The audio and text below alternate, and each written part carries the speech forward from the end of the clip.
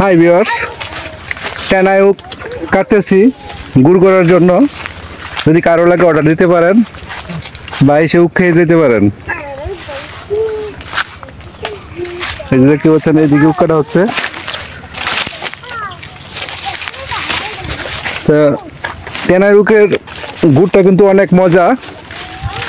তো এটা অন্য উক থেকে কিন্তু টেনায় উকের যে গুড়টা আছে এটা অনেক মিষ্টি এবং সুস্বাদু। এটা খেতে কিন্তু খুবই মজা লাগে এবং অন্য গুড় থেকে এটার দাম কিন্তু একটু বেশি থাকে।